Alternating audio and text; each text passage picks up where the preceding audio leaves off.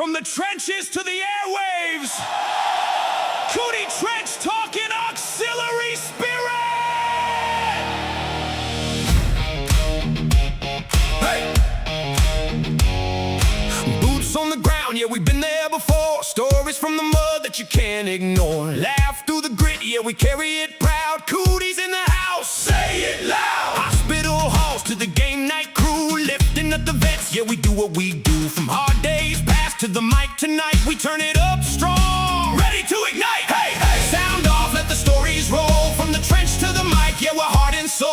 Laugh a little louder, let the good times start. Cootie Trench Talk, straight from the heart. Hey, hey, Auxiliary, bring the fire and cheer. Standing with the vets year after year. Side by side, yeah, we play our part. Auxiliary spirit, heart to heart. Left, right, keep it moving strong. If you served your time, then you belong. Laugh, heal, yeah, we've earned that right. Now we bring that energy every night. Hey, hey, sound off, let the whole world hear.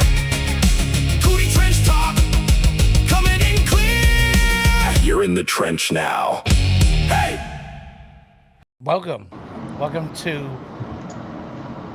Cootie Trench Talk and Auxiliary Spirit. I'm your host, Cootie Shadow, and with me, my co-host, Author Ash.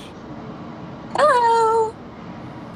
All right, today we have with us, we have the Supreme Immediate Past Supreme IPSSS, Robbie Norman. Hello. I think it's piss, but like there's a they messed I up. piss. I piss. Yes. So, yeah, welcome, sir. I'm glad that you have taken the time out of your lousy day to bother us with your presence. Yeah, hanging out. Heck yeah. All right, so let's go with this. Hey, like, how was your weekend? Let's start with My weekend was pretty fun. My nephew had a birthday party that I had to go to. Managed to get spoiled a little bit by my husband. He likes to buy me stuff. That's always fun. I got a new book. And I mean, I hung out with friends. Really can't complain. I got to spend more time with my mom, which basically just now is my way of saying that we did cootie stuff all weekend. Every time I go over to her now, it's all about the cooties, which is fine. So, 2 more years. How was your guys' weekend? Well, I ended up going to the Coca-Cola 600, and I'm gonna tell you what, that was the most American thing I've ever done. And like, Memorial Day weekend, Coca-Cola 600, Charlotte Motor Speedway. They had Lee Greenwood out there, proud to be an American. Like, yeah. Did you get rained on? I saw that it was rain delayed. So. Well, that was the Saturday stuff. Okay. Yeah. Sunday we actually ended up with the rain delay. It was more of a rain ended the race early delay. Okay. So yeah, they went ahead and just, hey, this is who we have. But yeah, this week I'm getting ready. I'm getting prepped. I leave Wednesday. Tomorrow's my last day to get the cars ready. We're heading to Daytona. Got my son racing in Daytona this weekend, so it's going to be crazy. Anyways, how about yourself, Mr. Robbie? What did you do this week? This past weekend for your Memorial Day? So every Memorial Day weekend here in Tehachapi, my VFW hosts what they call Western Swing Out. So it's think 50s kind of folk dance music, swing music. So it's on the swing circuit. So people come from all over, actually America, but mostly like a ton of people come up from LA and down from San Francisco. But there's a dude that comes from Australia every year to do it. So I was hanging out there on Saturday, helping out, making sure, like security style, making sure everything's good. That thing brings in, basically what we do in a year in a weekend for us in sales in our canteen, be it and then and today we did before coming here I did the memorial service in town, so that's always good to do. Other than that, I had to do my yard cleanup because I've got an acre that I have to get cleared before June 1st because of fire hazards.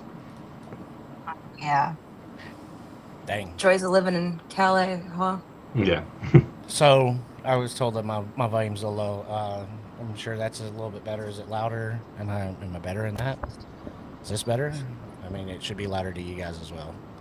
So It is a little bit louder on my end. on your end. Yeah. Yeah. Okay. Well, wonderful. We'll be better. I swear.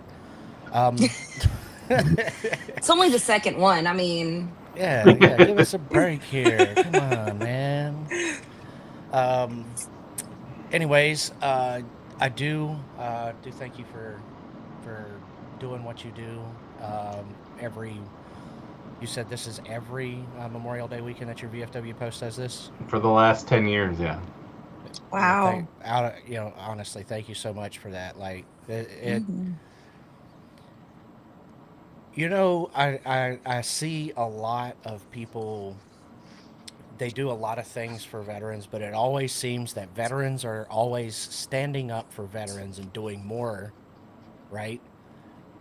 But it's always their loved ones and their direct supporters. You know what I'm saying? Like, Yeah. that's what I'm thinking. It has to, as far as those veteran Yeah. supporters have gone down, their numbers have gone down so much. No, ours are. And I it live. really I live in a very red community, so for compared to what most of California is, but we do a lot of community outreach for the community as a whole, rather than just for veterans. We've done. Uh, but as of last week, because my commander just did the numbers, was before we started this weekend, was we've done $74,000 worth of community involvement in just the year. So, and we have another couple weeks before we hit the VFW fiscal year. So for a VFW of just over 200 in a town of in the metropolitan area of the town, about 40,000 people. That's quite a bit of money that we put out back into the community. And I'll say that I'm curious of those 200. How many? What's your age demographic? So, I mean, I'd have to look at the numbers of the mean. The mean's probably in the mid 60s. A lot of Vietnam veterans, like a lot of VFWs. But our active members, we've got about 20 active members that are all mid 40s to mid 50s. So, active is that's generally younger than the mean. So yeah, I mean that is a Yeah. lot younger if you're thinking that. I just think that a lot of these VFW posts um, that are doing a lot in their communities, you normally tend to see that you see younger veterans that are engaging Yeah. in that VFW post, just because we enjoy that hard work, that feeling of fulfillment. There you go, the Yeah. feeling of Mhm. fulfillment. Well, and the outgoing commander, she's got two kids that are in high school. Her son graduates next week, but he is actually the chaplain for our auxiliary, Nice. and his younger brother is only 15, so he's waiting to join the auxiliary till next year, because you have to be 16 to join the auxiliary. So, Yeah, but the oldest, I told the my oldest, son. go Go ahead. ahead. Go ahead, Robbie. I'm sorry. So the oldest Chaplain. one is the chaplain, is actually going to he got accepted and is going on a full ride scholarship to ASU, and is like chomping at the bit to just start doing ROTC. So he's looking forward to like following in the family footsteps, because his mother is a retired senior master sergeant. His dad is a retired master sergeant that was a first sergeant before he retired. So Dang, there you go. Following mom and dad's footsteps. That's cool. I was gonna say, my Yeah. son, he was talking to me while we were at the racetrack this past weekend during the many hours of sitting still and waiting. Um, it was he was like something about like he was talking about wanting to do some iRacing and stuff with combat testing game, and I said, "You're too young, bud. You can't do it." And he said, "Well, how old do you have to be to join the auxiliary?" I said, 16. And he said, "Well, I think I'll have to wait till then so I can play with you guys." And I said, "Yeah, you're probably right. You'll probably have to wait till then because, you know, we only allow 16-year-olds and up." And he goes, "What do you say about counting his time?" I can't remember what it was, but yeah, he's like, "All right, yeah, I'm gonna be counting. I'm ready." So even my Oh, son's yeah. excited about joining the auxiliary. That's awesome. Never know where they're gonna end up or what they're gonna do. Yeah. Yeah. Well, speaking of combat tested gaming, our sponsors for the show, Right? Combat Tested Gaming is definitely one of them. We also have PC Race Shop, Omnic AI, Alexander PC, and Cootie Coffee, and the VFW Foundation. So thank you to all of our sponsors. Go check those out. Uh, in the meantime, and uh, we're going to go on ahead and get with the reason why we've invited Robbie onto the show, which is the new health initiative that you're kind of in charge of. Yeah. By being the one that came up with the idea. Yeah. What I decided to call it, or we decided as a group decided to call it the Red, White, and Renewed, just to kind of give an idea of, red and white are our colors, and just getting renewed to get back into the shape of things. Yeah, Pun intended. I think that's I like it. awesome. So, what exactly is the program? So the reason I came up with the program is because if our viewers are not aware, we lost both the Supreme Commander and the Supreme President, who are national commanders for our organization, due to heart attacks suddenly in the last year, literally within 2 months of each other. Both of them had been overweight, so just that kind of a kick in the face that, hey, Len, we need to get back into shape. And I know that a lot of people were in the same way. And after Dave had passed away, I had talked to Eric about possibly running a competition like this when we went to Cootie Christmas, and he was on board with it, but unfortunately he wasn't. He passed away before we could start kicking off a thing. But like it's not an actual weight loss challenge. I don't want to be like a Biggest Loser, because that's not always healthy. If you've seen the recidivism off of like the competition Biggest Loser, most of those people have gained as much or more weight back, or have severe long-term health effects because of the way that they lost and to a significant rate. So it's more of a health initiative, is why I call it, about getting healthy and getting back into getting out and running. Everybody that was in the military had to do PT, and so and most of the people, if you're like me, once you stopped, you didn't. Like, I never liked running when I had to do it, so I don't run unless I have to, unless I'm getting chased or I'm chasing something. So the getting out, but it's getting that one step out and like offering camaraderie. It's, in my experience with my weight loss journey, it's been a lot about motivation on a personal way. Is kind of hard, but once you have that battle buddy to work out with you and keep you on track, it's actually a lot easier. So when you're doing it as a group, it actually generally helps a lot better. Yeah, Chris likes to take me hiking on Fort Knox, and his thing is it's an easy hike, and it's like 7 miles, and the easy part is I wasn't carrying a rucksack and I wasn't wearing combat boots, so I can't complain. I do have a funny, it's an easy hike story. When I moved to Hawaii, my landlord he was a naval lieutenant, so he's 03. But he's like, yeah, we're gonna go on a hike if you want to join. I was like, oh, okay. He's like, oh, we got to stop by the house. I was like, okay. And I was like, what? And we stopped by the house and we switched cars. And I was like, what are we doing? He's like, oh, we got to get the kayaks. I was like, what do you mean kayaks? We're going on. So I don't know if you're familiar with, but there's a little island that's off of the North Shore called Chinaman's Hat because it looks like an old school Chinaman's Hat, but it's like half a mile out into the water. So he's like, oh, we got to go out. I was like, what? I'm already pot committed at this point. So we get Yeah. there, and then he's like, oh, it's a moderate hike. I was like, well, you said it was an easy hike, and it was not a moderate hike. I was like, I'll just walk around the thing, and then I was like, what your idea of an easy hike is? I don't want to talk. I don't want to know what your idea of an intense hike is. So Right? That's I tell him now, I'm like, are we gonna go ranger hiking or are we going hobbit hiking? Like is Aragorn gonna be wanting to join us, or is like Bilbo Baggins okay with this hike? Well, we got to figure So- out. You got to figure out what kind of shoes we got to wear. You know, am Yeah. I right wearing the? Am I good wearing the Birkenstocks? You know what I'm saying? Like, or do I got to go throw on some? am I getting Some am I getting Skechers. hiking boots with spikes and Yeah. poles?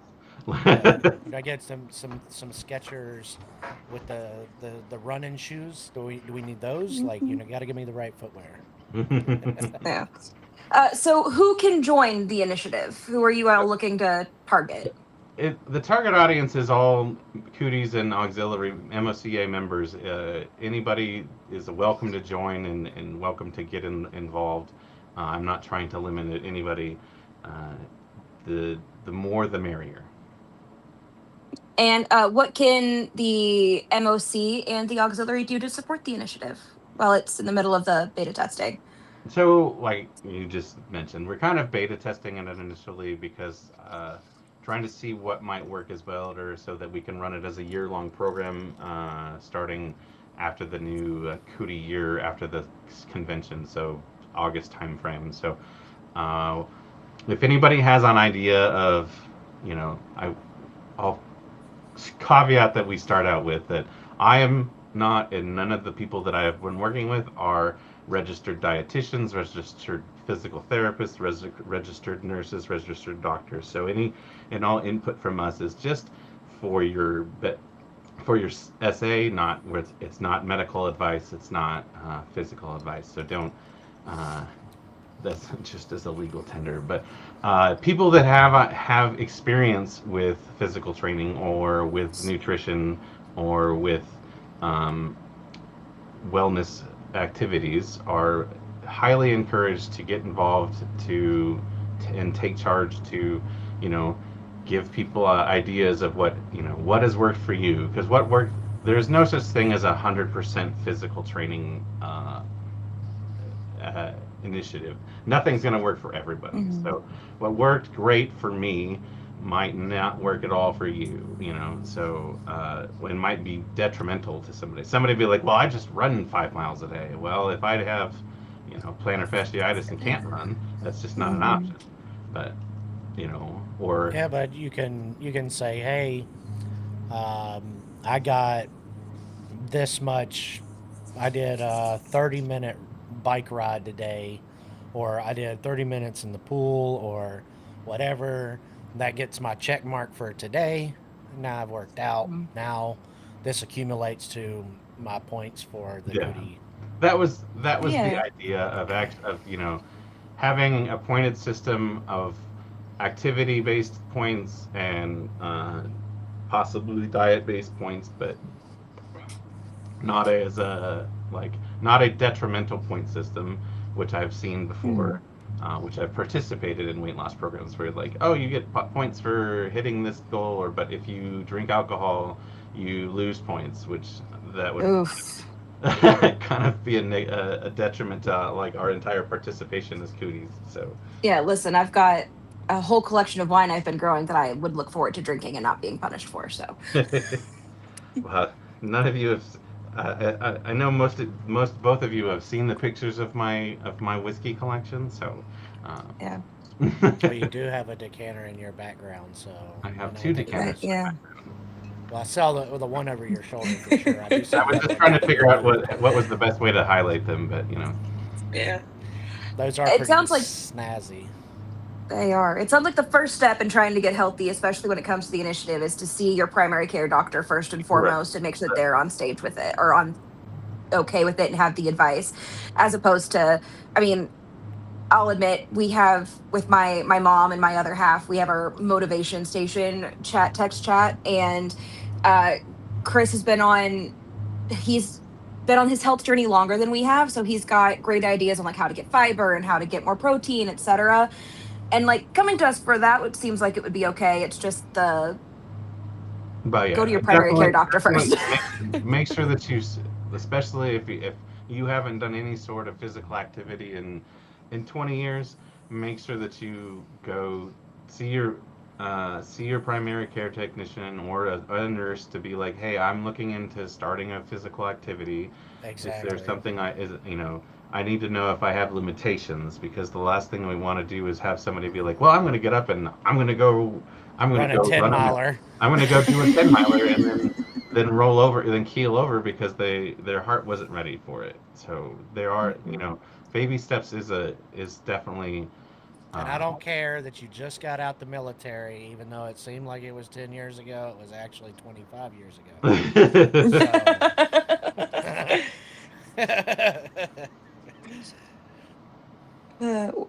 When or what app are you guys looking into getting an app for it, or is it going to be just we're still researching. That's part of our beta test. I know that your mom has been helping out with looking through apps. The one that I had started with was called Better Together. Uh, that app is more a cost-based system. Like, it does allow you to do a weight tracking system as a group. That was where I awarded without any as a free app, but a lot of the extra features that people like aren't available to you unless you pay for. Those are all locked behind a paywall. So Mhm. we've been looking at MyFitnessPal, which I don't. I didn't know if they actually have the ability to do a contest-based system where it will track as a group. I know that that app's been around for well over a decade, because it was something that I was told to use by my when I was on the improvement program when I was still active duty 15 years ago.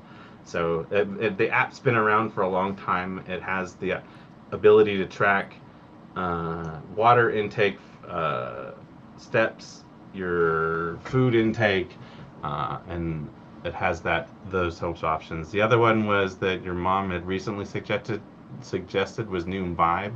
I haven't really got a chance to check into that one yet. I think that's more of like a motivation based system about like actually the whole Yeah. vibe system, because Noom is a program, but Mhm. it is very much a paywall program. Noom has a lot of great features to it, but they're very much It's packed like Weight behind a Watchers. paywall, and that's Yeah. what we're trying not to do, to limit people to a system that's locked behind a paywall, because that I don't want to limit people's activity because they don't want to pay for an app, and I don't really want to pay for an Yeah. app. So You could, me just being a smarty pants here, you could probably do something like a Google Doc and just have people go in and check in that, hey, I worked out today. This is my pup tent number. Mhm. So I am my pup tent number, and then that gets tracked, and there you go. Now you have an Excel spreadsheet that gets populated with all your answers anytime you want to push a button. Excel, I love and hate Excel because it's When it kind of automatically populates it for you, that's uh, nice. well, you have uh, just because of my job, you end up becoming an Excel guru just because it works. But there are better programs that exist outside of Excel. It's just that the Excel We're is pretty easy. definitely talking Google Docs. Yeah, So, sheets. yeah. No, it shoots out a little spreadsheet for you with all your answers, all the questions. It makes it pretty simple. You could also tie that QR code or to a QR code, so that way somebody could have a sticker and you throw up on their or a magnet, throw up um, on their refrigerator or something. Come by with their phone, click. Now I'm at the QR code, checking in. Just did a 2.5 mile walk, whatever, and then I get my credit, and you can assign your points however. Yeah. So what is the ultimate goal of the initiative? The ultimate goal is just to get healthy. The but the uh, part of motivation is also some sort of way to brag. We're all in the military. We like to brag about stuff. So the pride in taking part of it. So just pride in getting healthy, but also being able to like, hey, to jab at other people. Well, I lost this much. Well, yeah, I lost this much. So part of it is that, but it isn't. That's not what it's based on. Mm-hmm. Uh, so that's I don't know. Other than that, Is there a participation goal for the first year, or is it just whatever happens, happens? I think max participation. As many people as we can get. But I would. I'm not gonna set a number. It's just the What are idea you of getting. What are you doing to incentivize it? We're still working on incentivizing portions of it. So You, we've looked at Tracy and some I. dumbbells. Well, so we're we're, uh, we're working on it on working on incentives that aren't really monetary based because of the fact that like we're not it's not a funded program. It's just it's a program that we're trying to roll out that so certificates and little trinkets like pins or stickers about I lost this much weight or I Oh, yes. You could do the Yeah. stickers for real. That'd be really inexpensive. I was sitting there thinking, like, you know what? The people who do those long walks and they're always signing up for them as like the medallions, they do the medallions of it. right? But you could also do like this special. Hey, guess what? You did what you were supposed to do for the month of May. You registered whatever you need, so now you get like this special sticker that's a MOC sticker that we did for this month, and it Mm-hmm. gets shot out to you. And, you Yeah, might and do like stickers are you can buy 50 for like $29. So if you they're not significant. They're significantly cheaper than rolling with actual pins if we want to do our own pins. Tracy had looked up a few pin ideas that we could just purchase off of uh, Amazon or Oriental trading style sites that have already have weight loss versions of pins, but also like an activity streak pin or sticker. Like I hit uh, uh I hit 2 weeks or I hit a whole month of I registered my activity for an entire month, or I registered my activity for every day of the entire program. Like the Mm-hmm. perfect attendance award, basically, for it. So incentives and small incentives because the whole idea of SMART goals or simple maintain mark. I can't remember the words, but they're real, attainable, and have a time base to them. So, simple. Yeah, there. That's an acronym. Yeah. Yes. So hear me out. The person who does the best. They did. The person who did the best suicide prevention awareness walk thing. They did this huge, beautiful black boot medallion, huge thing, right? The first year that they did it. yeah, yeah, yeah. Just saying, like a dumbbell. It says like 25, 26. Well, next year, right? 26, 27, right? I think it's a good idea, and I don't want to limit the competition to just a number based on weight, but No, like no, no. Whatever the merit is. yeah, yeah, that's merit based, but so, but also like have you know, because Doesn't there are have to people be that want to get pound. involved but aren't actually trying to like lose weight. So you Hmm. get like the cheerleader award, just because Oh the yeah. And Why? we were given the actual acronym for the SMART goal is SMART, it's measurable, achievable, relevant, and time bound. well, smart Specific, is not yeah, smart. smart is the acronym, not an acronym. Uh, Anachronism is a thing is something out of its time. Acronym, but is smart. S is specific, measurable, achievable, Achievable. relevant, and time based. So yeah. Um, so one person in our Twitch chat actually suggested the winner gets life membership to the MOC if they don't already have one. I mean that's simple. That's If they probably if they already have one, maybe give them that red star. You know what I'm saying? that's cheaper. You ain't lying. What It's if a lot what cheaper. what about what if Justin wins and he's already got 10 stars? Then he starts over a second So membership. I will say one thing that we do that we've done in previous posts of mine and we do at the department is we do raffle for life membership at large events. So like at C of A's and department conventions, they'll do um, uh, a raffle to where for every time that they hit $400 or whatever, they'll either offer life membership or a legacy level.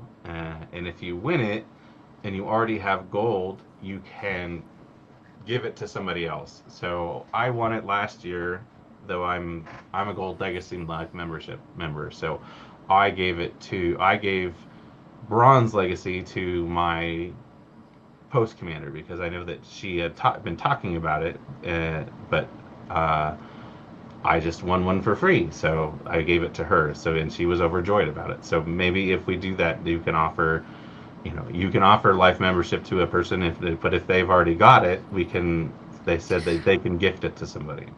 That might Or also what if be it's awesome.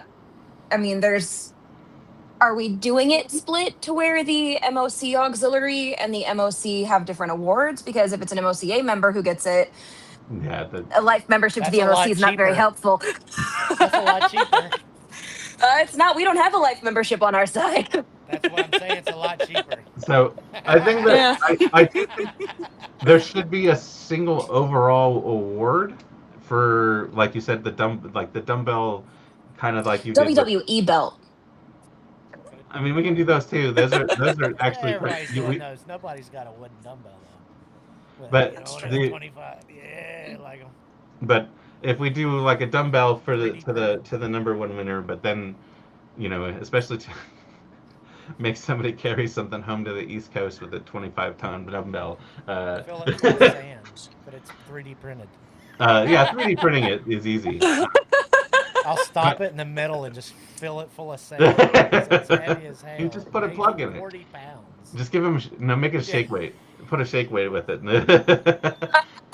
But I think that we'll have.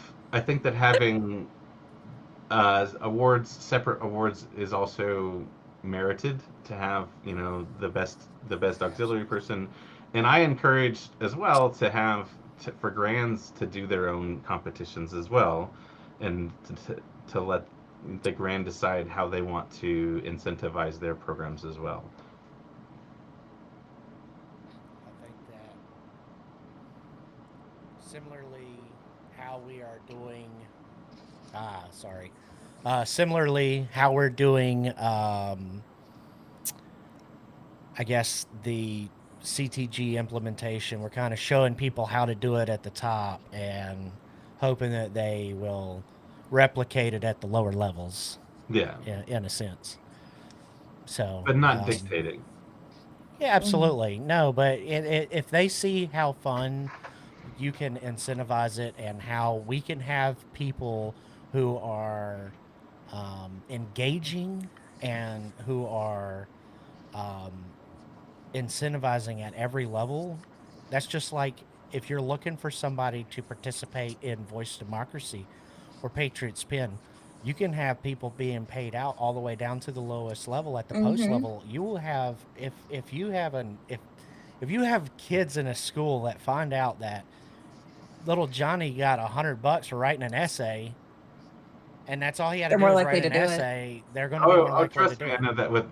So my post actually Mm-hmm. gives $500 to at post level. That's Uh, a lot. That's like a district Mm-hmm. level prize, well, if it not. actually is more than our district. Not that you're bragging or anything. I think my district's speaking, like a speaking hundred as the too. speaking as the Like, infrastructure commander as well, that the but I have a lot of friends in my friend group here that have children that are in middle school. And there's like just in the 5 families, there's 8 kids that are in middle school. And I told them about this program. I told them about the Patriots Pin. Hey, you could do this, and none of them did it. And then so when I came back and said, hey, there was only one entrant, so all you had to do was enter, and you could have had a chance to get $500. They were like, oh, so hopefully they'll do it this year. And Mm-hmm. California actually had, not out of my district, but the winner at national level for Patriots Pin was actually from California this year. And so, Oh wow! Congratulations. yeah, but that's yeah. Uh, pretty dope. so But to bring it back to the initiative, Robbie, why is the initiative so important to you? I've struggled with my weight for a long time. I mean, partial of the reason that I was uh, pushed out of the Air Force during the drawdown after Iraq was that I had struggled with the weight program for on and off with the 39.5 inch waist. So Air Force had like put in a strict thing that if you had a 30 above a 39-inch waist, you failed automatically. So I could do push-ups and sit-ups and run, but I failed out the start before I even hit the starting box because of my waist. So at this point, I've been at the 270 to 280 range since 2014, 2015, and I've hit to plateaued. I mean, my max I've hit. Well, I did hit over 300 at one point, and that was kind of Mm-hmm. like, oh my god, I got so. And then, like I said, that whole losing Dave and Eric within 2 months of each other, both for heart attacks, it's kind of like, oh my god, we need to do something about it. So that was kind of a big reason for me Yeah. that I want to be around for. I'm only 45. I don't want to end out early. So Mm-hmm. right, Shadow, are you going to be joining the initiative? I plan to. Yes, absolutely. Yeah. he's got to be able to keep up with those with pushing all those race cars.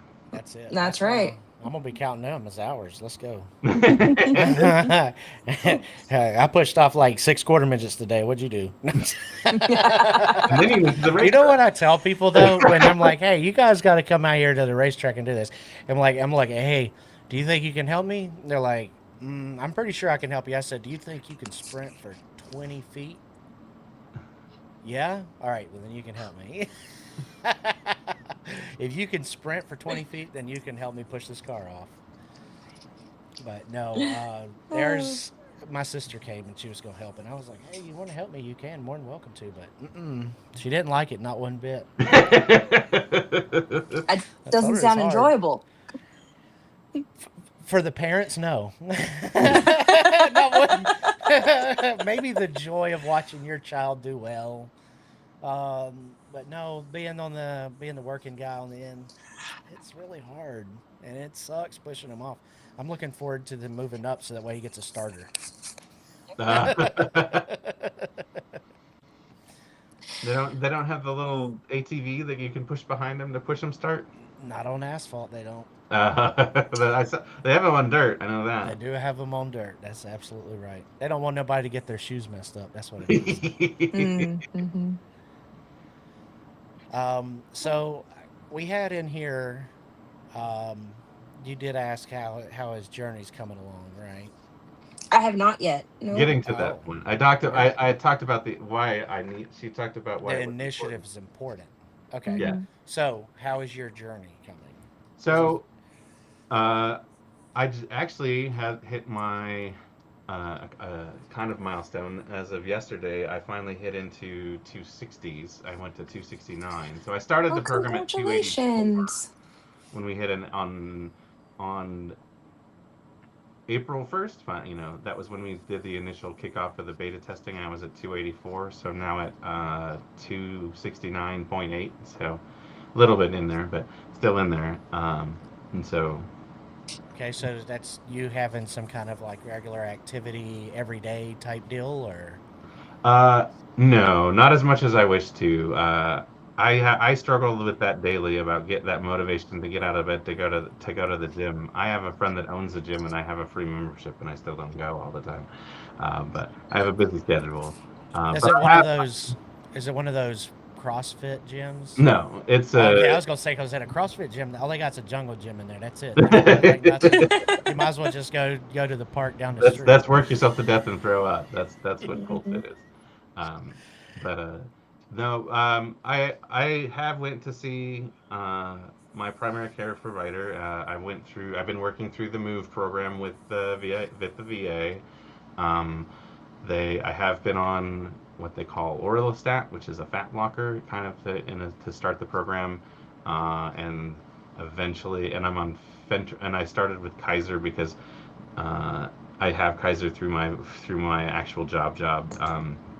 The Because I have struggled with losing weight, even after I've worked out a lot. For when I was in Hawaii, I was a member of a UFC gym and went, 5 days a week, and still, struggled with losing weight just because I have severe sleep apnea as well. So I don't like get adequate sleep, and you would be amazed at how getting good sleep can just the ability to get good sleep can severely help or hinder your recovery, your weight loss journey, because that's when your body recovers and helps to get it. So I'm working on getting onto a GLP-1, but it's not. I didn't go to Hims and order one from it that I could just get one. I went through medically through doctor programs to get to make sure Mhm. that the program was right for me, not just an initial weight loss thing. Because I am type 2 diabetic as well as severe sleep apnea, so I have a whole lot of comorbidities to my weight loss journey and my motivation. So that's where we're at.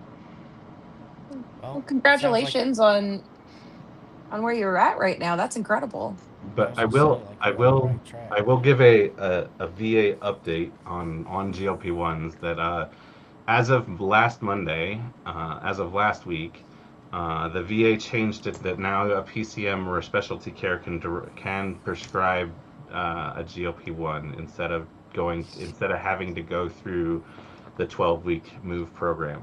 So that was a hindrance that a lot of people had with the VA program, was that it uh, was very de-incentivized for the VA because you had to go through a pretty strict program with the VA to hit strict grades with the Move Mhm. program before you could get to it. So uh, the now you can go talk to your PC when you go and talk to your PCM about getting into this. Hey, I want to start this weight loss program or this healthy wellness program. You can actually inquire about getting a GLP-1 and they can prescribe it directly from your PCM. Wow. That's actually awesome news. I didn't know about That's that.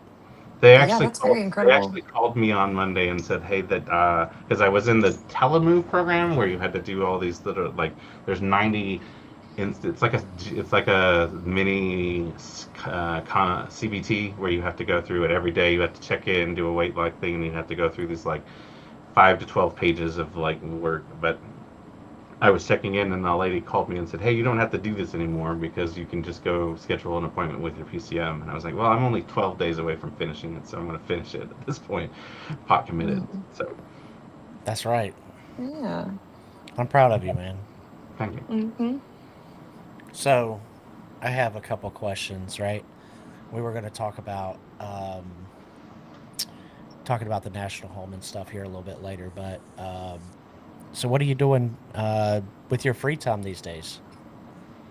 Uh, I'm a glutton for punishment, so I just got back into the line. now the Grand Hyde Gimlet or Junior Vice for California.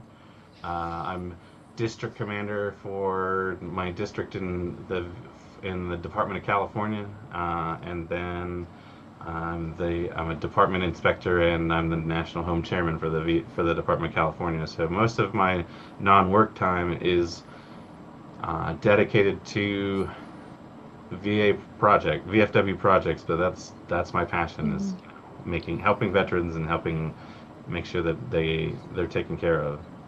Yeah, I was sitting there thinking like, hey, combat testing game is like the VFW program, and I'm like knees deep in it. It's crazy. I want to I would love to get involved with that as much as because you keep talking about it about how Alan gets on and talks and everybody's on it, but by the time I think about doing it, it's already like 9 o'clock my time, and I'm like I don't want to get on and talk for an hour before I have to I've got to get to bed, and so those priorities of like time management are I'm not the greatest at still. So I did and I was a massive gamer growing up, and even until like 10 years ago. But I even spent way too much money on a gaming computer that I don't really use, just because I don't have the time to be like, oh, I'm gonna go play, but I don't want to play for 4 hours because it's already like 9 p.m. and I got to get up in the morning. So I don't know what your Monday afternoons look like normally, but we do have what is that? Cootie Family Game Night, which is every other Monday, which is on the nights that we have our normal Cootie Zoom, the MOCA Zoom on first Monday. We have a Cootie Family Game Night. This past week we did it was Jackbox Games 11, I think. I think it was 11. I have all of them. I have all of the Jack packs, even the adult pack. So I played that with some friends from high school. We play every Thursday. Well, that were available. So wow. So it sounds like you do have something to do on Thursdays. Yeah, you have time. Oh, want to make a Monday? Come hang out with us. I think you can come next hang out week, with your Cootie friends. That's right. And I think next week we talked about potentially playing poker on Discord while we do it. So, Yeah, they have a online little. Yeah, it's Discord's Texas Hold'em. Oh yeah, I have my own Discord server that I use that we played a lot of because they have we play the golf one on it a lot too. But I just actually been getting into Super Battle Golf. If you've played that at all, it's pretty fun. It's not a free game, but it's basically Fortnite and golf together. It's very frustrating, but it's super fun. Wow. We're going to have to get you a tabletop simulator for your super cool gaming computer, so that way that you can play some of these other games with us that we are going to do. But definitely, as you know, that all the games that are normally on Discord are actually free, so we're definitely going to have to do that. Yeah. I'm hoping you're going to stay with us, right? Yeah, So I plan to. start talking about the National Home. wonderful. So you want to take over with the introduction of the National Home and all that? So let's see. I know at some point our producer will also pull up a map and we'll go over that. So the introduction to the National Home, right? The National Homes, it's built on hope, stability, and fresh starts for veterans and their families. The mission focus is helping families build a stronger tomorrow together. And the need for the National Home is still just as important as today as it was over 100 years ago. The historical background, it was founded in 1925, created to fulfill the VFW's promise, honor the dead by helping the living. Started from a belief that no veteran's family should be left unsupported during a hardship. And this is 472 acres near Eaton Rapids, Michigan. Local cattleman Corey Spencer, he donated this, the land, which the picture that you guys can see, the ones that can't see, let me go ahead and say, you can find this at the National Home page, VFW National Home.org. This is the new picture that they have, and it's basically a drone level photo taking of the entire campus, as some people, as it's often referred to, and it's a little bit more than just a regular neighborhood. But we'll get to talking about that. The first resident family was a widowed mother and her 6 children who had lost their primary source of support. Now that would have been that actually would have been the widowed mother. Was she a Gold Star? Do you know that? So, if I remember right, I have the book. Cheat sheet. Cheater. We didn't say open book. So, if I remember right, her husband was actually killed in a car wreck, or was run over. He was walking across the street and got run over. So she lost his. They were living off of his VA pension. Okay, he died in Detroit while crossing a trolley track, so when he passed away, all of that money, the money that he was getting from his VA pension, went away. So they were destitute; they didn't have anything. So that was where they moved to it. And the idea was initially brought up by the Cooties, but the Cooties didn't have the backing, the financial backing to fund it. So that's where they brought it to the VFW, and the VFW sponsored it. Also, there's a whole thing about Cooties not owning physical property, but we don't need to get into bylaws.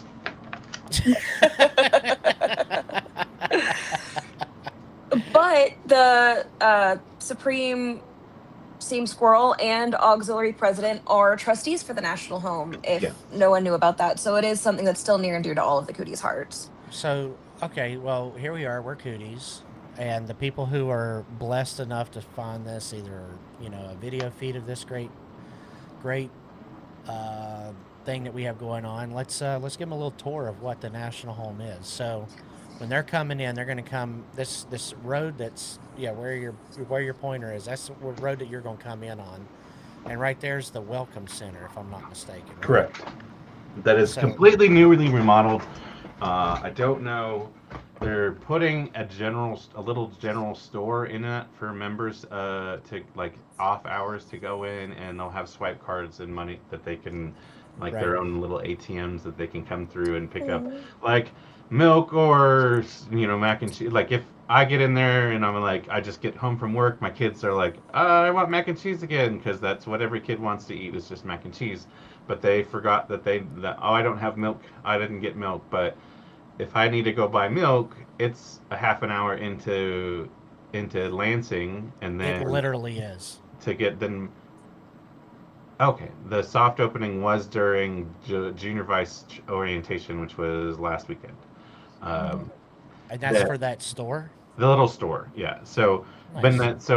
It's literally an hour-long trip if you forget one thing. So, because the closest Walmart's it's like half an hour away. Ask me how I know. So we're talking something similar to like a Dollar General, but more of like a 7-Eleven. Okay. To the side of just a a shop at. Like a shop at, yeah. There you go. Okay. But not without a Class 6. Fair enough. Right. So how many families are there being supported here? So 30. I would have to. The last I had heard was 38 were currently living. I don't know if our producer can update with the last week's numbers. 38 families 38 houses that are currently occupied. A total of 43 houses currently. looking to build a new duplex as soon as they can start breaking ground, and so that would put it at 45. So, like some of the stuff that this says here, it began a long time ago as one farmhouse helping one family. And our producer did come back saying there's 42 homes on the campus and one off the campus. And for what he was showing me earlier, kind of where we had shown you on the photo where the welcome center is, it's kind of like directly across the street if you were just to go south into that what appears to be something like a Where yeah. his hand is down there, so it's across the street. So 42 are full. Oh wow, that's pretty cool. And Mhm. their turnover for a family of 7. So uh, these houses, if you want to go back to history, the VFW National Home started off as an orphanage, not just so.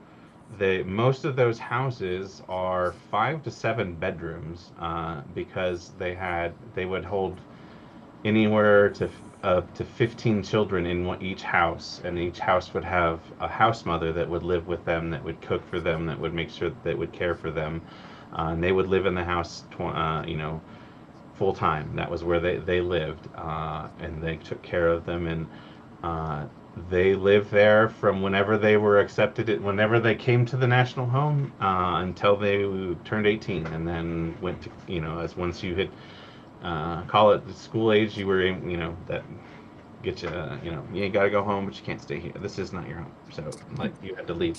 Um, Last year was the 100th anniversary, and for the final thing that they did, well, not the final, but the main thing they did was had a carnival on campus, uh, and they had a whole bunch. They had 50 or so alumni that came back, and to talk, and I got to meet all of those people as the actual sitting supreme commander at the time, and they were all just gushing about how much the Cooties had done for the national home and how much it meant for them, because uh, yes, it was a place for them to live, but they talked about some.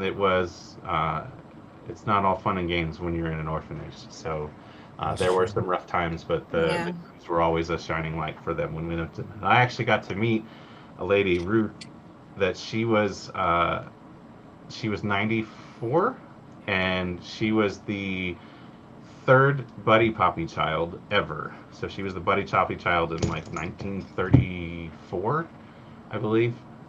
I'd have to look at my. I don't have Wow. the. I'm going off of public math, so don't quote me on those numbers. But Yeah, but you were Air Force, so that's got to say something.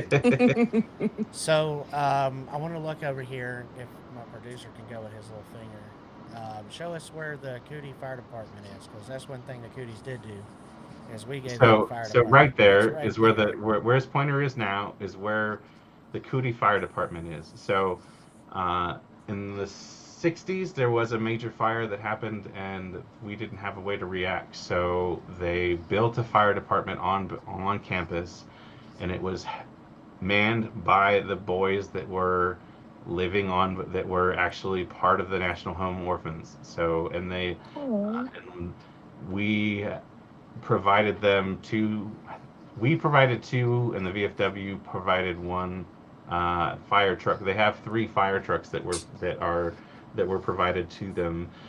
There was a uh, national news article thing that went on in like 1986, I believe, that they actually came in and were like, "Oh, these kids were that." They actually ran the fire station until they were told that they couldn't because of liability issues about kids running the fire department. So, but one of the guys that's still involved with the that still gets involved with any of the events that the National Home does, was he learned to be a fireman as the Cootie Fire Department, and went on to be a fire department. And I think he became the fire chief for a local area, and That's uh, insane. so like That's awesome. his career was started because of the National Home, and he continued to do that. Mm. And then And So I know that all of our Supreme, um, I'm going to say officers, but the Supreme President and the Supreme Seam Squirrel picks a national home project for their year. What did you do for your year, Robbie? So my year, and producer, if you can point out where the early education center is, my year we went to uh, further to the right. Yeah, right there. We did the uh, we replaced the windows on several windows on the early education centers. The early education center is basically a daycare for infants and toddlers that so that they can so families can take care of them. It's provided daycare for free of charge for them so that they can have the time to work. But when they redid the roof, so it's a house that has a regular roof and then has an offshoot that has a straight roof. And when they redid the straight roof, they had realized that it was not really made correctly. So all of the window sills had completely rotted out. So they ended up moving them up like 3 inches so they were up to code. But they needed to. So we gave them uh, our projects are generally set at $10,000 is what our goal is for our special projects. So we kind of pen them a check for $10,000, which is what was basically what was needed for the VFWs for the early education centers windows. What has other years has happened is supporting the what is has been supporting the Heroes to Highs program. It's a B program to Hmm. Yeah. I've education heard about program that. for people to learn how to how to cultivate bees and help with that. So we've done a lot of help with that. And actually, that was going to be what mine and Patch's, my Supreme President's project was, but they had ended up getting a large grant that they didn't need the money from us, so we pivoted to it. But generally, the programs have something to do with the kids, and now we've kind of pivoted towards helping the families as a whole. Didn't we Because do snow plows one year? so the snowplow was a completely different. That wasn't a special project. That was. Mm. I'll get into that after. I want to talk about a couple different projects that have happened before. Yeah. So uh, previous to 2 years when I was junior, the Dwight Hora, his program was a music program. He and Kathy Seipel did pianos and guitars. Started out with the guitars for vets. So they've provided pianos and musical instruments for the kids. That they have a music program that that they have for the kids. And the lady that does and does all the music program has worked at the National Home for I believe 30 or 40 years. She's been there. She's been a big part of the music for 39 years. Um, so she helps out a lot. Then previous to that, the Olin Parks, he did. They did like I think they call them Zorbs. If you know the like the like you get yourself into a big soccer ball and bounce off each other. He Yeah. bought those for them. I haven't seen them use them anymore, so I don't know if they still have them. But generally, it's something that's a lasting program that stays with the national home, not just a single thing. But going back to the snowplow, one year, so when Darren Combs was commander, so this is 15, 16. 15, no, 20, Uh, 2020, 2021, because he was the COVID commander. COVID yeah. commander. Uh, I was gonna say it was about the year that I started being our auxiliary's so national home chair. it was because it was the year that we had a business only national convention.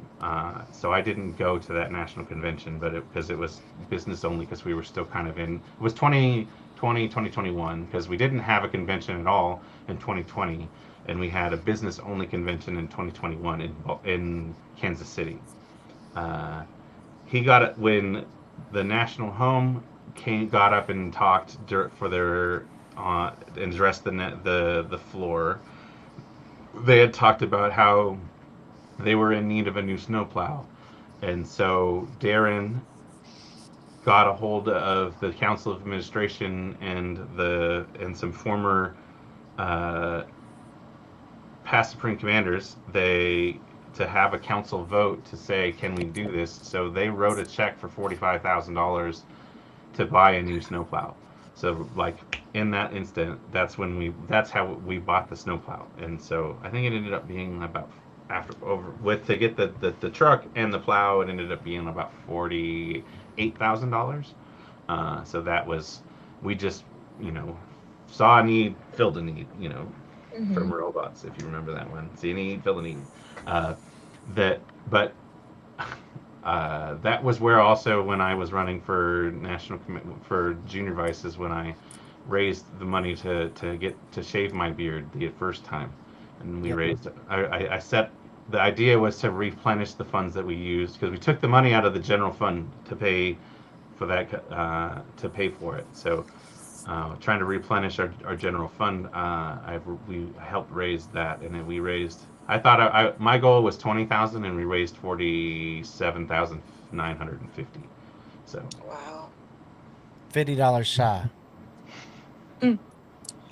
That's still, it's very impressive what you all can do in just a short amount of time. And if anyone wants to support the National Home, we have been having the link to support them on the bottom of the page. So absolutely go on ahead and do it. Or if you're a cootie, go through your pup tent and auxiliary so they can claim it on reports.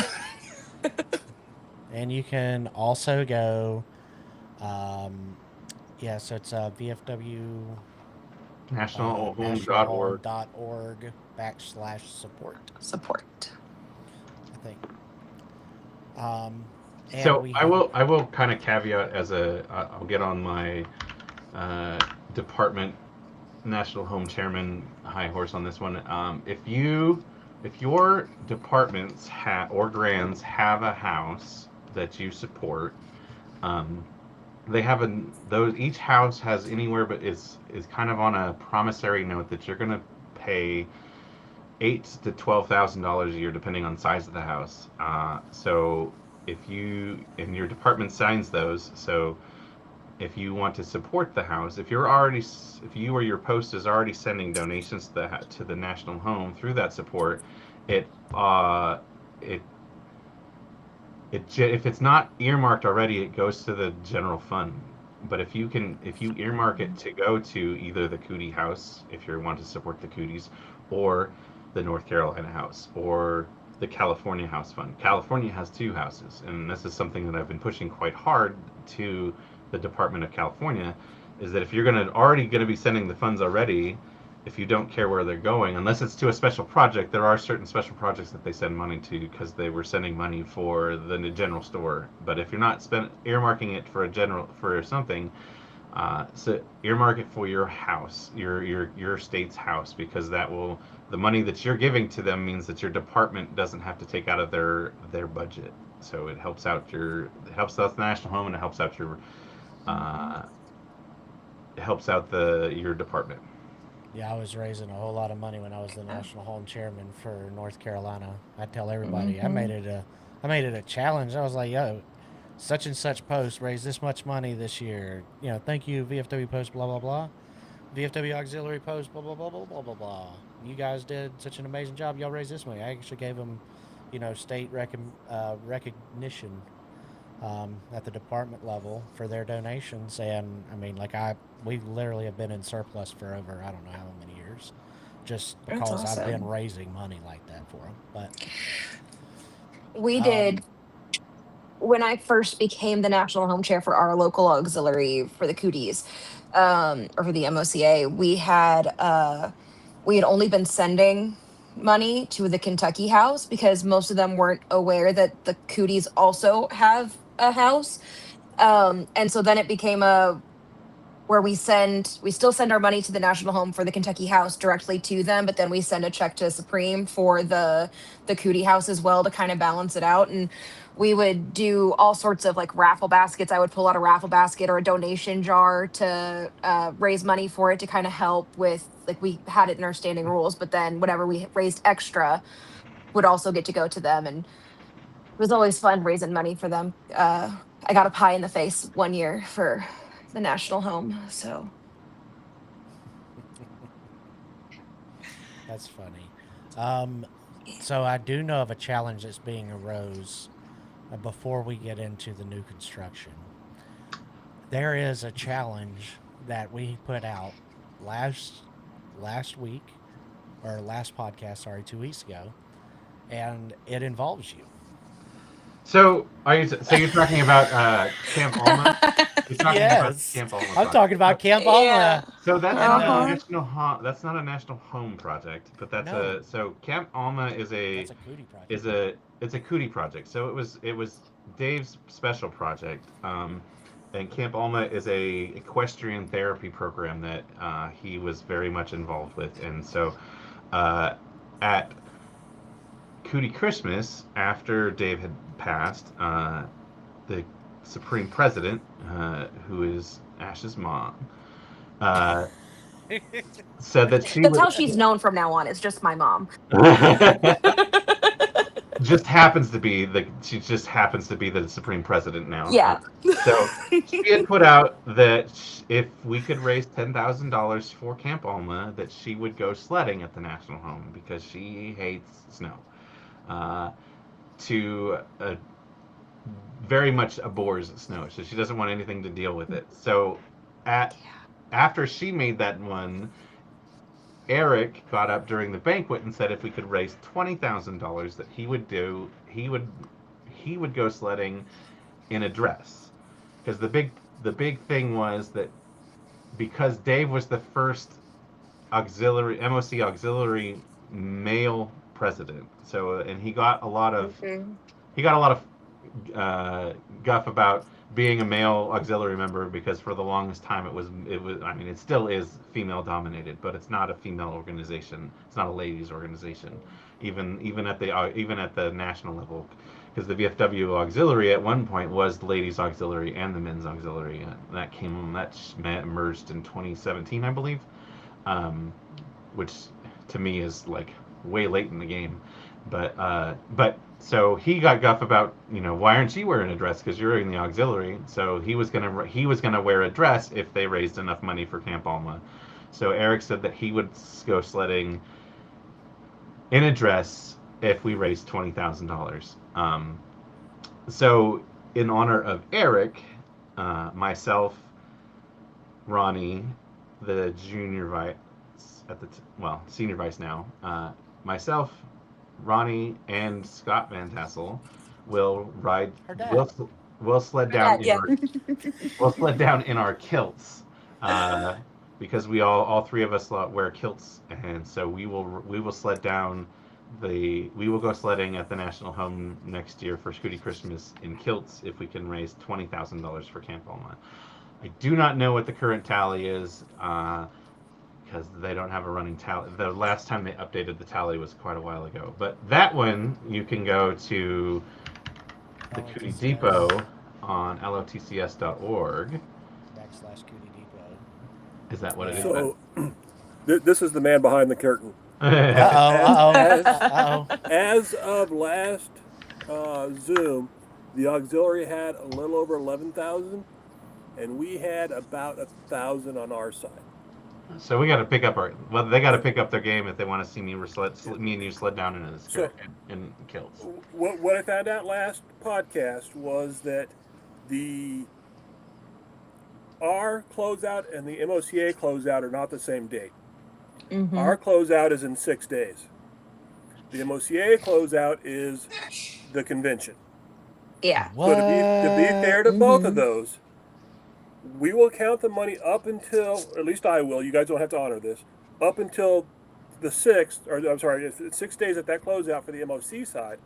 However, on the MOCA side, if they still get to that $20,000, I will still sled down the hill. That way both people get their stuff counted up properly.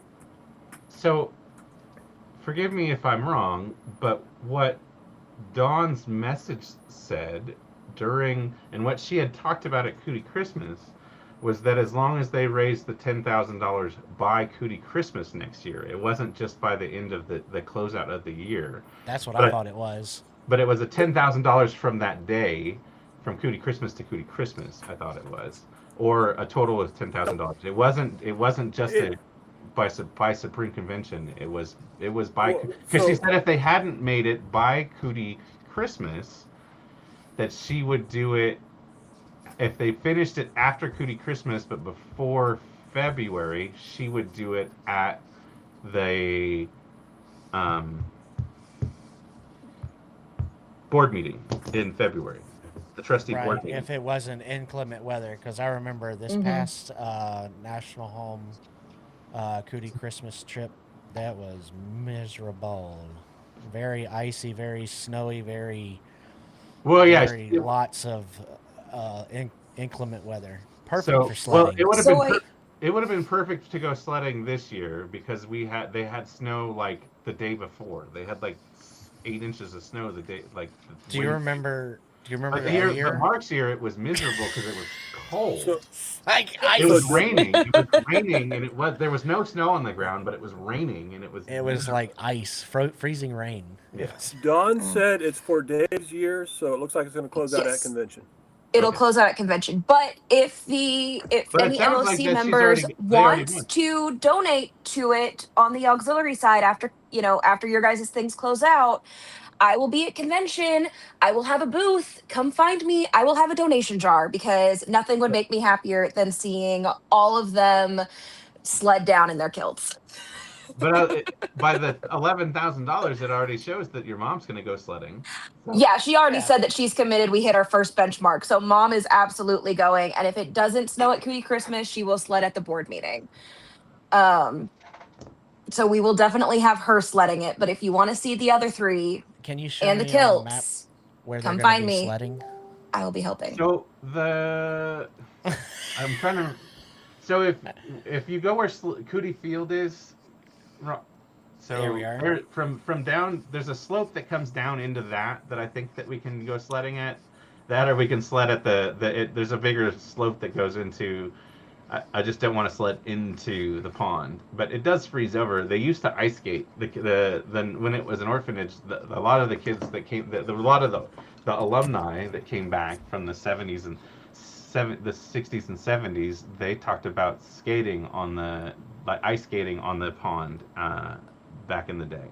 So I just want to now go right back into the word of the podcast is segue. I want to segue into why it's important that you work so hard now on this getting fit, the red, white, and renewed program is what it's so important for you right now because you might end up in the middle of that lake. That's true.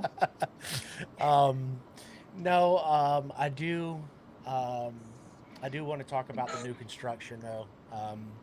So we have a new house that's being built, and it's going to be a duplex. And for many of you guys that are familiar with the National Home and are looking at this, see a lot of like squares. And that's right. There are a lot of single family homes that are on our National Home. But they are like 4 or 5, like we were saying, 4 or 5 bedroom houses. They're not really made. They're made for large families. They're made for the orphanage. Yeah, it was made for orphanage. It was. That's what it was. Not necessarily for the modern family. The modern family might have 2 kids. What are they doing with a 5-bedroom house? It's like way overkill. So,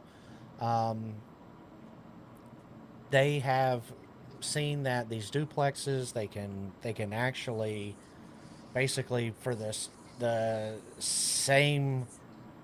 Well, on the same footprint, they can put 2 houses. They can have 2 families, and it also is less money to manage because you're for the same area as one house. Now you only have the keep up of the same as one house, but for 2 houses.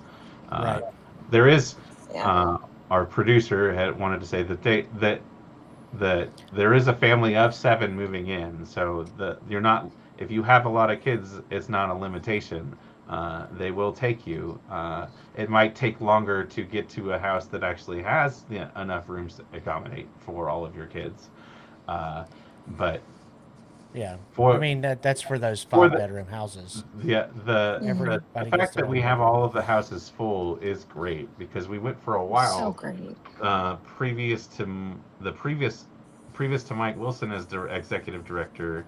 Uh, we had at one point like 18 homes that were 18 out of 42 homes that were occupied because they weren't just weren't advertising it, and there was kind of an inside joke that the VFW National Home was the greatest kept secret of the VFW, and that's kind of the where they've been trying to get away from the image that it shouldn't be a secret. It should be one of the greatest the things that we tout. We as much as we talk about it, and as much as we raise funds for it, we should be advertising about it. And you do not have to live in Michigan to get accepted to go to the Michigan Home.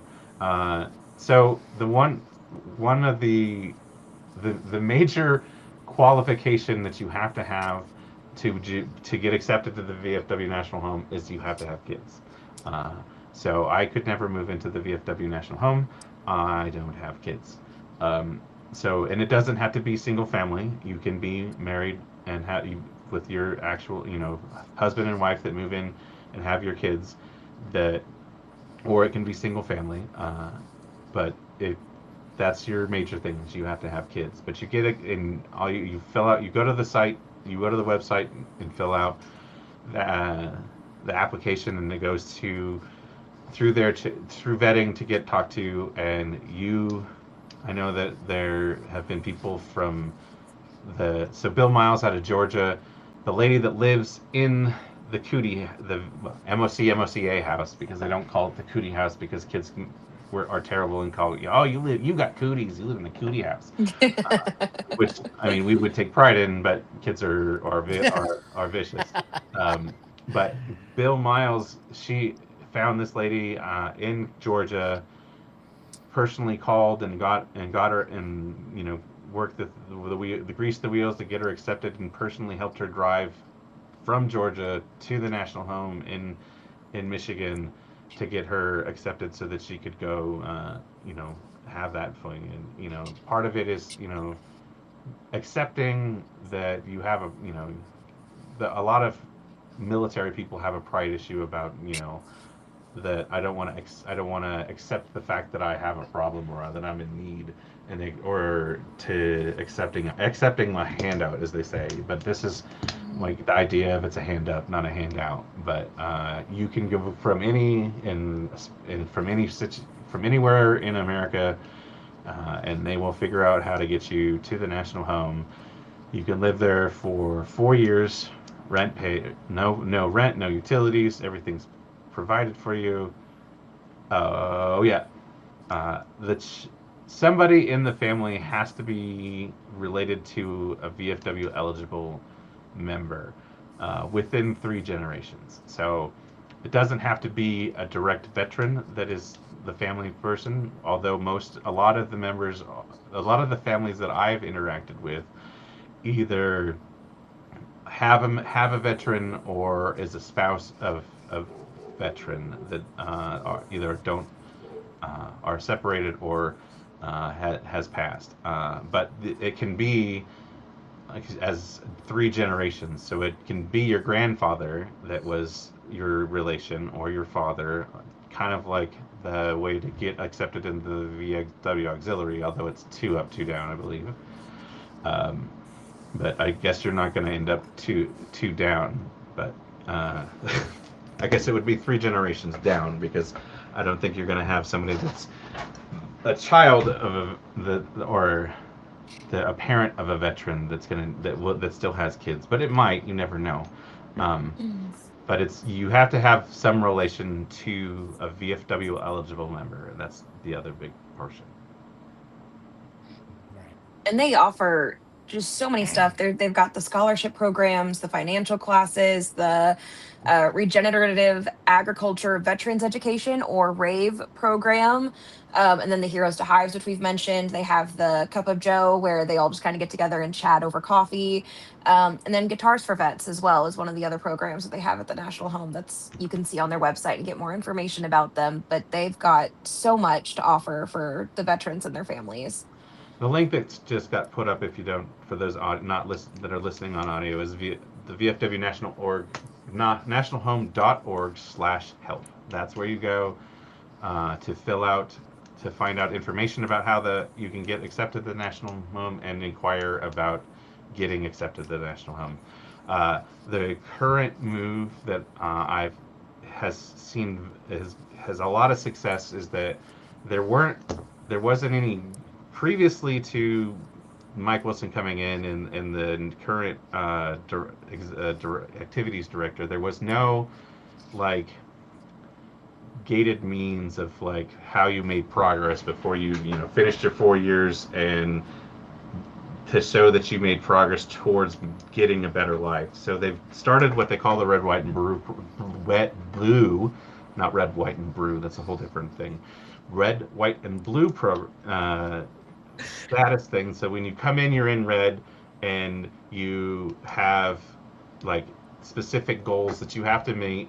You have to meet before you can jump into your next set. So the first one is like setting a budget, then getting a job, and learning how to balance your checkbook. And then once you get that, then you jump into the white program when it has that is where you set your 5-year goals and then like establish education goals and establish what do you want to get into MDART? Is that what you want to, which is what you said, Rave? The regenerative agriculture, they call the program that they have, the grant they have through is Michigan Department of Agriculture, something MDART. That's where regenerative training, I believe. Don't quote me, but this also, because there's set goals and set gates, you can graduate the program and leave the National Home before your 4 years if that is how your goals work out. The success story that they were telling me is that there was a lady that when she moved in, she was a single mother and just trying to make it, and then got established and got back on her feet, and then ended up falling in love with somebody that was in the local area, but they wanted to live together before they got married, and that's not allowed at the National Home. You have to be married if you're going to cohabitate on the National Home. So she was able to finish all of the gates on the program, graduate the program, and then move out of the National Home so she could move with the love of her life. But she felt that she was, had completed what she needed to do to be, back into society and an active member and be self-sufficient because of the programs that they offered. So there's something that I found out recently, and now it kind of makes sense. So a lot of the departments, we know that the Department of Florida, right? Are they the ones that are fixing to build another one? That is what I've heard. Is that it's Florida? That's paid to break ground with the next home.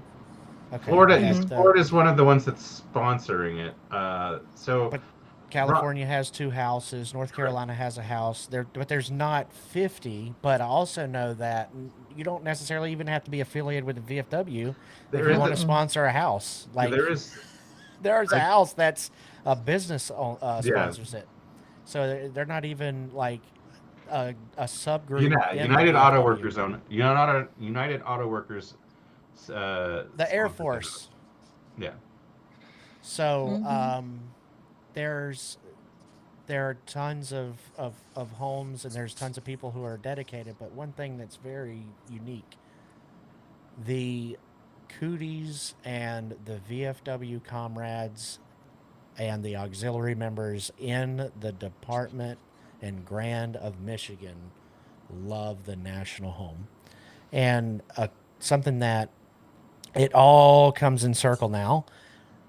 Majority of the people who are raised and live, majority of them actually stay in the area. I found that Yeah, out. a lot of the members, a lot of the alumni stay, if not within Eaton Rapids, Lansing area, they stay within Michigan, uh, just because the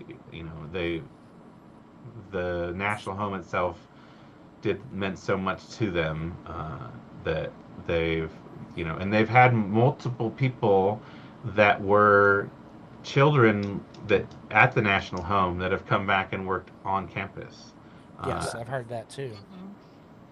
I think there was a guy there that when I was there for Cootie Christmas that one year, I'm pretty sure I met somebody that was he was there working, and before that he was a um,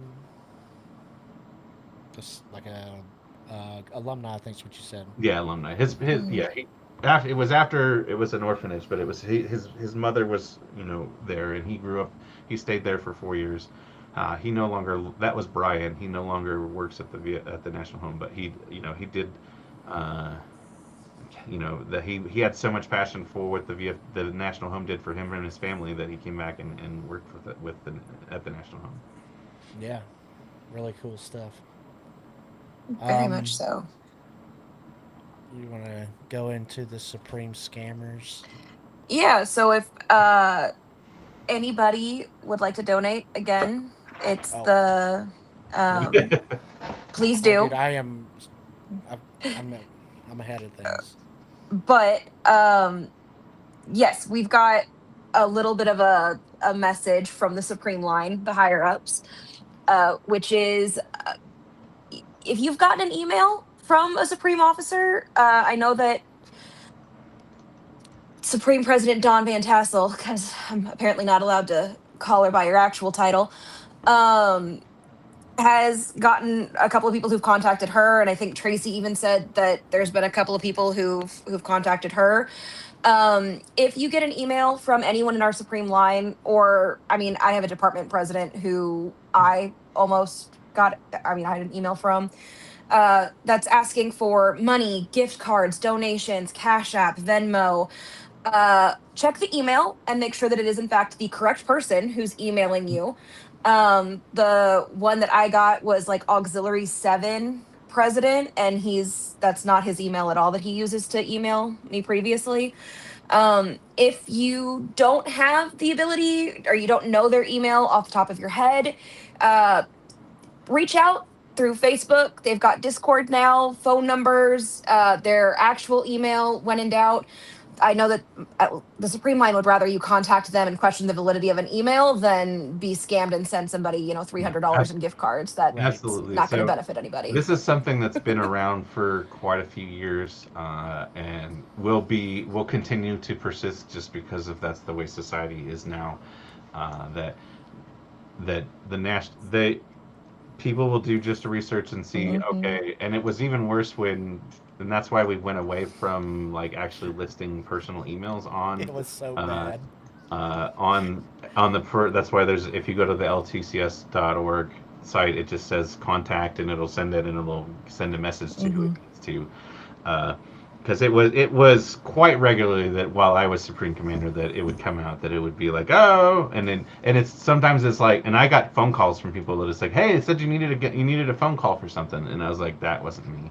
But yeah, due diligence on look. The easiest one to look at is just look at who it's from when when you go in and just says from who, and it's generally a gobbledygook of letters. This because Hmm. it's a fake email that they've just generated and spam out on an. Uh, that's an easy one, but there are big actors that can spoof that they will spoof a similar to your email. So like you said, Yeah. reach out, if you have actual other ways to contact them with. Don't reply to that specific email.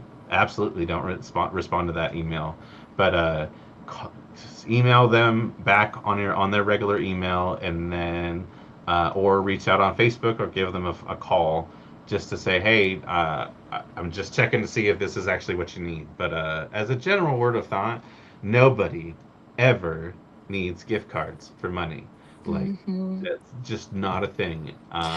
But they're getting smart, and I will say use your intuition, because I had gotten the email that I got from my department president. It was like the very first email was, "How are you doing? I'm Yeah, doing great. I'm going to the doctor, yada yada yada. I need a favor." And so at first I was like, "Yeah, what's your favor? What's up?" Didn't even register anything. So I was an idiot who responded. And then they're like, "Well, I need you to do this huge favor. I want to get gift cards for all of our members. Can you take pictures of the back for me?" And I was like, yeah, that's right. you So, you weren't going to just hand those out at convention, because that seems like something you would hand out at convention and not be like, let me just so send them the stuff. the one that started that I interacted with was when I was junior and Dwight was commander. He was actually in a meeting with the VFW National Council, and it said, "Hey, I'm in a meeting. Can you get?" And it was like, and I was like, "Okay," because I knew that he was in a Yeah. meeting. And then he was like, "Oh, I want to get gift cards for these people." And so rather than going and getting gift cards, he came out and I was like, "Hey, do you still need those gift cards?" And he was like, "What are you talking about?" And I was like, Hmm. But I mean, if you remember when I got I mean, it was Mark. It was weekly with Mark as well, Yeah, it and so that was. was why I I actually gave him a gift card when when I got one as his going away present. Was like, That's hey, since funny. you need these so much, so here's a gift card. But then it Yeah. happened to me as well. It's just that that's the way that life is now, is that you're going to get Hmm. these. So, one thing that the cooties that can hear me speak, I'm sure that the MOCA has their own little way, but I know that the MOC has a certain way that we talk, and a certain way that's prescribed that we're supposed to talk when we talk to other cooties. Yeah. I'm going to tell you right now, if you're talking to me and you send me a letter and you open it up the way that you're supposed to and you close it out, I'm going to give you 110% of whatever you're asking. You call me up and you say, "Hey man, need you to give me some this or that." I don't even know who you are, bro. Without going into it because of, you don't want to express it, but there is a specific way that we're supposed to address emails and end emails, and a specific way to talk in those emails. Uh, that so that's an easy Written that's etiquette. like you said, it is a good giveaway to the point. And if we're not talking, if we aren't Well, going to talk that, we do say give a clue of why we're not talking in that. Uh, but auxiliary members that are listening, we have to come up with our own secret code words for this, because we do not have that. And listen, I will volunteer as Hey, tribute. I will make I want to us give some a high code five to words. Robbie. Our people before us, they did exactly what they were supposed to do, and they have kept their mouth shut. Good job. Yeah.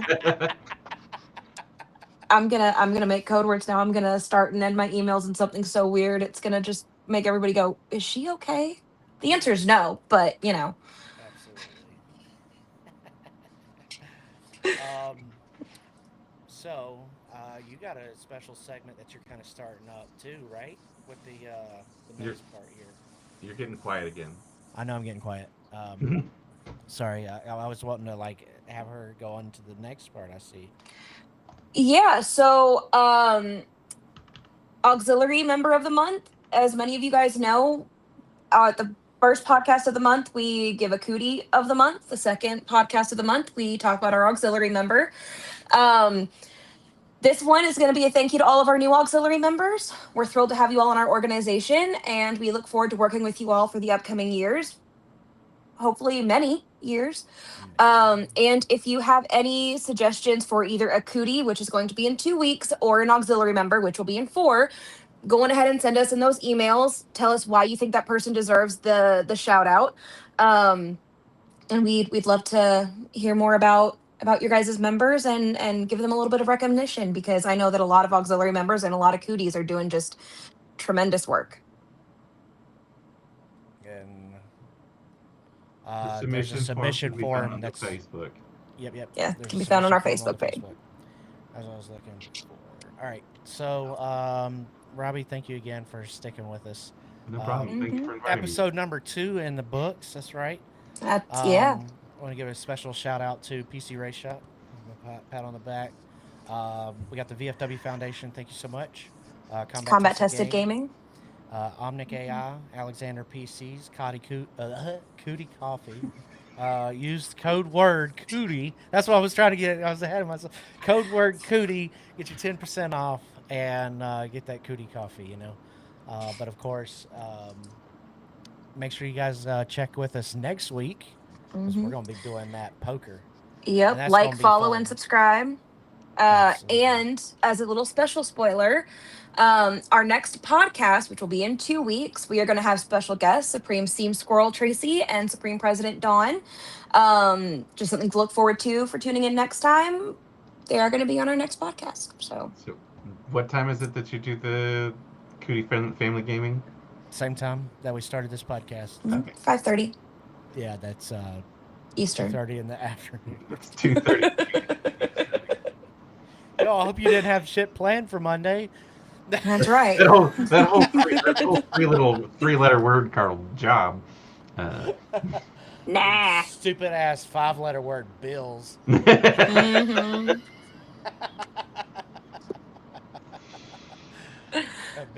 Bill's money is better than Bell's money. I'm just saying.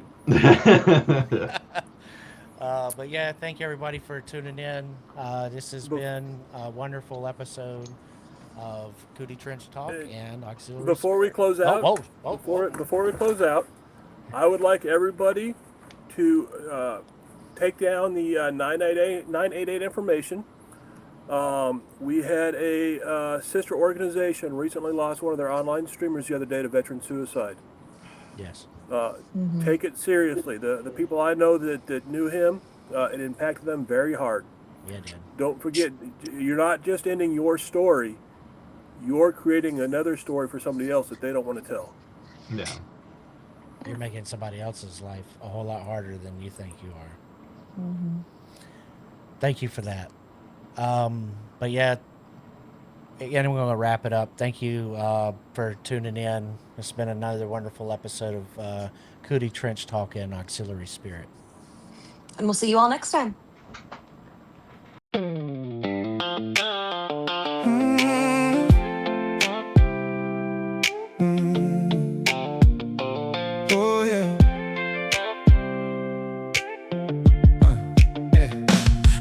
On the ground, but we're off the clock. It's Cootie Trench Talk. Yeah, we're sounding off with Auxiliary Spirit, never backing off. Yeah. From the front lines to the VFW nights, we keep it loud, keep it proud, keep it tight. Cootie Trench Talk, let the good times roll. Got that heart, got that humor, got that soul. Lifting vests up, yeah, that's who we are. From the trenches to the mic, we've come this far. So raise that cup of Cootie milk high to the ones we lost and the ones nearby. We carry the torch, yeah, we keep it lit with a little mischief and a lighter grit. So tune it in, don't miss a beat. With service and laughter, always me. Cootie Trench Talk, pull up a chair. Auxiliary Spirit, yeah, we're always there.